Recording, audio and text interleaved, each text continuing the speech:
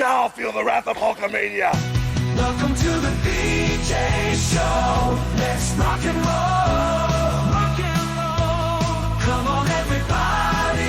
Let's lose control. Brad and John never wants to follow. Get ready for the ride. It's the BJ Show. What do they say? Better late than never? Isn't that something like that, John? I think, yeah. Or to quote Vanessa Williams, you went and saved the best for 7:05. You remember Vanessa Williams? I do. I remember her controversy. I remember her song that reminds me of my 8th grade girlfriend. I remember everything about her. You know, Vanessa Williams is an extremely talented and quite easy on the eyes woman who, what was the deal? She was Miss America. Wasn't that the deal? She was Miss America. And then it came out she did some nude posing. So some nude photographs of her emerged and they defrocked her. But then I think she got it back. Didn't they give it back to her again? I think eventually they did. And I think they usually just said, as was common in the 80s, they said Brad Hildebrand doesn't always have control of his photos. Yeah, right. And Vanessa made a choice to pose for you, Brad. My photos and got it right. Somehow somebody got their hand on those Polaroids, you know? Well, they weren't Polaroids. They were Instamatic shots, but that's a whole nother. You took them to Fox Photo. Look for the Fox. No, I went to Walgreens. That's where I went. That is John Combest, Combest. Every single day he wakes up, puts together this list of all the events he thinks, well, not the events, but sometimes it is events, but mainly news, articles, things like that from various websites around the state of Missouri. And he features his top 3. We started off with this guy. I'm Casey Kasem. Who is still in Norway, and he counts us down, and we always start with... In 3rd place. A new spin on a familiar story, Brad. And I'm going to need your help in trying to kind of piece this together because I don't understand what the end game of this story is.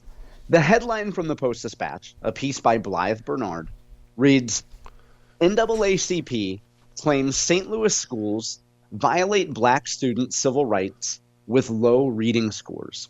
And the story details how NAACP St. Louis, which is Adolphus Pruitt as the president, he filed a civil rights complaint with the federal government against local schools in both St. Louis City and St. Louis County for academic disparities for black students. And Adolphus Pruitt says that the region, particularly black students in the region, are facing a, quote, a literacy crisis. So what he says that he points to a number of school districts for which their average reading score is below the state average for black students. Now, a couple things jumped out at me at this, Brad, and I guess maybe we all knew this before, but the average black score for reading on these standardized tests is below the average score for students who have English as a second language. So ESL students outperform black students in the state of Missouri. Maybe some people knew that. I didn't know that from the numbers. But Brad, here's the piece that I don't understand. On one hand, I know that it's good that Adolphus Pruitt and the NAACP are bringing attention to this. Anytime you claim something is racist, mainstream media will pay more attention to it. Maybe they'll put more resources toward it. But what I don't get about this is what the end game is. So my assumption is it's just money. And my assumption is, the NAACP isn't going to lift a finger unless at some point there's some sort of contract in it for them or job training money or something in it for one of their adjacent spaces, so to speak. But I guess I just don't get here, Brad, why they're doing this, like other than attention or maybe an end game of getting money. You get what I'm saying? Do you want me to figure it out? Yeah, I do. I can't. I don't understand it. It doesn't make any sense. Essentially what there's let me try to synopsize what you're saying, or at least what the NAACP guy's saying. He's saying that the black scores should not be less than the English for second language people. Is that what he's saying? He's saying that... No, his point is that if you look at the average score for black students for literacy, let's say in Missouri, and that score is 21%, it looks like. So he's saying that the schools in the St. Louis region are even worse than the statewide ones. So what he's saying is the St. Louis area is even worse than Missouri overall. And the federal government, it appears, needs to step in and do something about this in the St. Louis area. That's his point. John, have you watched the news lately about the debacle of the city schools? I have. Is there any doubt in your mind that the city school system is, shall we say, substandard? Absolutely. But don't you think it's unique? I mean, again, let's go back to the fact. I think it's good that he's saying this, but there's got to be something I'm missing here, Brad. And Blythe Bernard points out that the NAACP, it says the NAACP complaint was based on research by Steve Cartwright, a data consultant for the Opportunity Trust, which subsidizes charter schools. But Pruitt also says that several charter schools are failing black students too. So it's not as though the study says, hey, charter schools are always the answer. We need more money for charter schools. You get it? Like, there's a piece of this that I just don't understand. Well, in other words, what you're saying is follow the money is what the real story is about, essentially, right? I guess so. Yeah, I guess so. I don't know. I mean, don't get me going about this. I get so frustrated with this whole educational thing. And, you've got kids on the beginning end of it. My kids are all through it, and none of my kids are going to any advanced college or anything like that. But, man, it's just, and I go back to, okay, I'm going to say something. I sent this meme to a couple of my school teacher friends, and they always get mad at it. There's this 3-panel meme that I found, and it shows like one panel shows I can't remember what it shows like an old-timey car, like a Model A, and then it shows and it says back in the day, and then the second part of it says today, and it shows a very sleek, modern-looking car. Then it shows, it shows a kitchen and an old kitchen with like a wood-fired stove and stuff like that. And then it shows a modern kitchen with all these fancy schmancy appliances. And then the third panel shows a school, and it shows back in the day, and it shows a bunch of kids in a classroom with the teacher in the front, and then it says today, and it's a bunch of kids in a classroom with the teacher in front. It's like some things just don't change, okay? Yeah. I don't know. I think the underlying thing that and the other thing that nobody talks about, and I'm not defending teachers unions here by any stroke, because we've talked about that at length, Brad. But why is it that we have to assume that if black students in some North County districts, so for example, they called out Ferg Floor, Jennings, Riverview Gardens, why do we have to assume that if black students are underperforming, say ESL students or Asian students or whites or Hispanics, why do we assume that it's the teacher's fault? Well, I think there's multiple. Because it's not, you can't say, I can't say you can't say. But to me, you can't blame that all at the foot of the district administration and the teachers. If you have that consistent performance, isn't there – I know we're not supposed to talk about this in 2024, Brad, but does it maybe have anything to do with effort or culture or intelligence? And I know we're not supposed to say that. You get what I'm saying? We can't just blame – I love to dump on teachers unions, Brad, but we can't just blame the teachers for poor black student performance. You know what, John?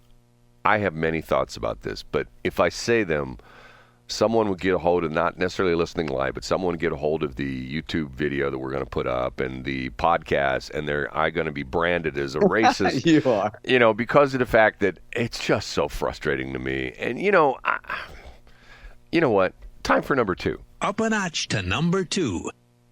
A bit of a hollowing out continues when it comes to corporations in St. Louis. The former Arch Coal, which is now just called Arch, Brad, they are merging with another coal company, and the headquarters that used to be here for Arch are going to be moving to Cannonsburg, Pennsylvania. Did you happen to see the story, Brad? I did.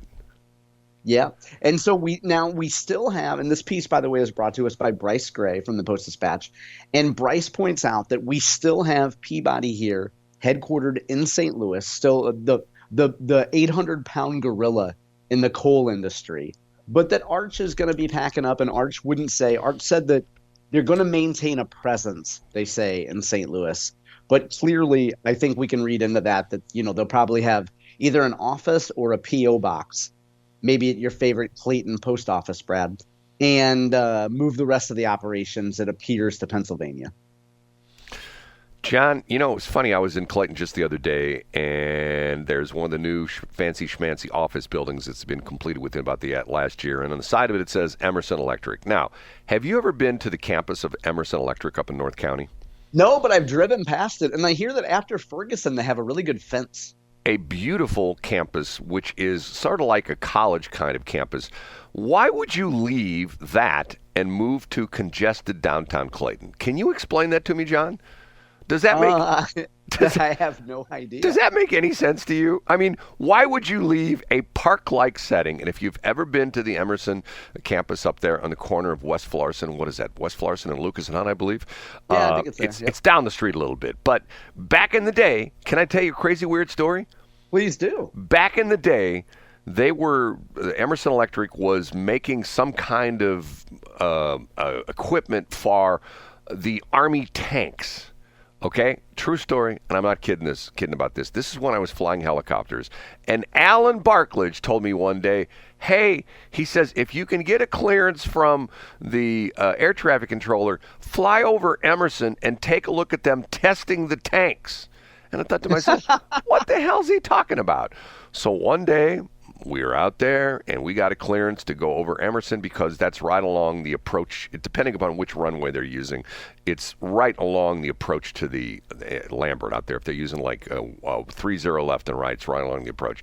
Air traffic controller gave us a special permission to fly over it. And sure enough, they had a test track back there where they're running tanks around this track. And they're testing out this new radar system or something like that. Okay.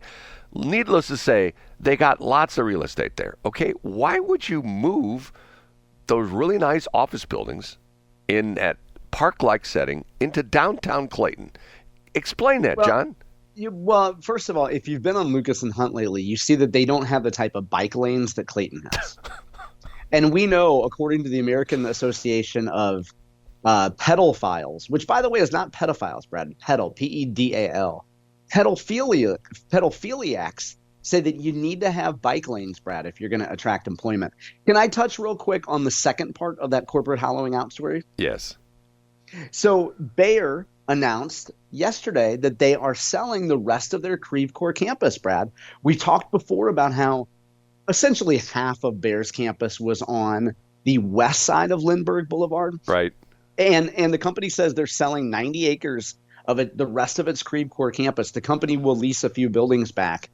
And the headline is, Bayer to sell more of its Creve Coeur campus, but promises $100 million in local office upgrades. So let me tell you how this works, Brad. Let me tell you how this happened. I'm operating on no inside information.